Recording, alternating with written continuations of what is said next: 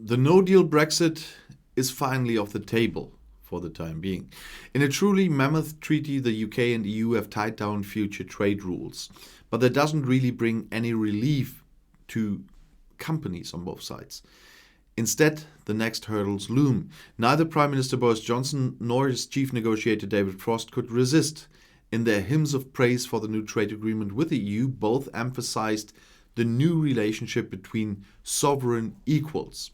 Yes, equal. That was also the declared goal, to shed the chains of the confederation or the union and be self-determined again. But what Johnson and the Brexiteers celebrate as the last step of a long journey brings the British back to where they were before, with free trade with most of the continent. Specifically, it's about a 1,400-page agreement that will regulate trade in the future. The EU Parliament approved the mammoth contract on Wednesday. This means that the agreement, which has been provisionally in place since the beginning of the year, can probably come into force today. Trade between Great Britain and the EU will remain free of tariffs and quotas. What is more, however, are checks when crossing the border, for example, when it comes to food standards, or, for example, that British products were actually made there, the famous rules of origin. But while the two parties praise the agreements, it is clear elsewhere that the damage has long been there. The endless lines of trucks in Dover earlier this year were just a symptom of the new problems. In fact, the exit hit many companies harder than expected. 2/3 of 93 companies said in a survey by the British Chamber of Commerce in Germany and KPMG that the consequences of the new trade rules were more negative than expected. And because it's always twisted over and over again, I have to say this again, although I said it almost 100 times in my videos. Those rules are now new to the UK, but those rules in general are not new rules. They were already there. The UK was part in making these rules while they were a member of the European Union, and they, together with the other 27, made these rules to apply them on third countries. And they are only new to the UK now because the UK is only a third country since the 1st of January. Just to make it clear once more about the new rules. As the Chamber of Commerce, we expected that Brexit would lead to severe drops in trade. The current situation goes far beyond that, commented BCCG President Michael Schmidt. 17% of the companies simply want to stop trading with Great Britain completely from Germany. For Schmidt, the results are a clear alarm signal. Thus, a further escalation level in the course of persistent unresolved problems between the two countries, in this case Germany and the UK, has been reached, and the new trade pact will do little to change that. The agreement cannot be a substitute for the internal market and customs union, emphasized the German Foreign Trade Agency GTAI. In fact, the negotiations resulted in not dismantling but building up trade barriers. And there we are with the small and medium-sized companies. Those trade barriers are natural if you are not in the same market. And a lot of that stuff is already based on the WTO. So many people in the comments always praise that they want to go for the WTO rules. But a lot of this is based on WTO, what is causing trouble now. And the biggest trouble we have at the moment, especially for SMEs, that small and medium-sized entities or enterprises, is those companies would never have started trade with a third country in the first place. But on the one side, they started trading with the UK, with a member of the EU in the same market, without all these non-tariff barriers that are the big problem now. And the same for the SMEs in the UK. They started trade with 27 countries in the same market. Most of those companies would never have gotten the idea to trade with China, with Vietnam, with Peru, with Brazil, because it's just too complicated for companies of that size to do so. And they are all in trouble now because they started that under completely different circumstances. And for the first time in their existence, they are confronted with these non-tariff barriers that are normal, but not normal for them because that's not their normal scheme of trade. And so the only cause for that gets those companies on both sides of the channel into trouble is Brexit. Before that, all this didn't exist. And that's why they started the trade in the first place. But some still don't seem to understand that.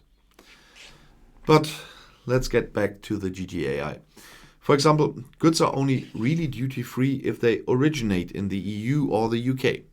In practical terms, this means that a machine developed in Germany that was built in another EU country and passed the quality control here can be exported duty-free to Great Britain because a link in the value chain was outside the union. If it was partly made, for example, the major of the parts are from China. I have to start over again. So if a German company builds something, but a major part, the percentages are different in the agreement. It's not always 50%, it's sometimes 60%, it's sometimes 45%. So it depends on what we're talking about. But if the major part is not made in the EU, it cannot be sold duty-free or tariff-free to the UK because it's not originating in the EU. And the same goes for the UK. If they buy something in China, process it a little bit in the UK, which was one big part of their trade, and then want to sell it to the EU, it's not tariff-free because of the rules of origin. That's a big problem with the cars, for example, at the moment, but the level is still low and there's still a transition period, but they have to change a lot there as well. And it is really complicated. So if it's not originated there, or the major part is not originated there, it doesn't go as an EU fabrication or as an UK fabrication. And so we suddenly have tariffs. And that's a very complicated thing. And the problem is, if it's, for example, that's the fun part, I talked about this once, if it is made in the EU and sent to the UK, companies buying stuff from the EU, processing it just a little bit with labeling it, whatever, and then they want to sell it back into the EU. You have to pay tariffs because the UK can only sell stuff that's made in the UK. As the second it arrives in the UK and is processed there, it's not made in the EU anymore. And the UK is only allowed to sell made in the UK, not made in the EU. And then you suddenly have stuff that was built, for example, here in my hometown, labeled in the UK. And when you send it back to the town next door, from my point of view here, there will be tariffs on it. So rules of origin will be a big problem for many companies, I can say. And in addition, the agreement does not provide for any mutual recognition of standards, neither for industrial products nor for food, according to GTAI. Great Britain still grants a transition period, but from the end of the year, exporters in the EU will have to overcome another hurdle. In that case, certain foods must have the appropriate health certificate for export. For other products, on the other hand, the CE quality seal must be switched to the UKCA label, which is only valid in Great Britain.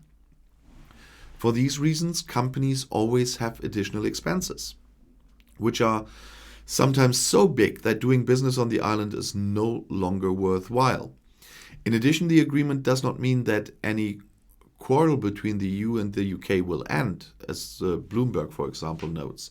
London and Brussels are still arguing about how the agreement will be implemented on the Northern Irish border, the former agreement.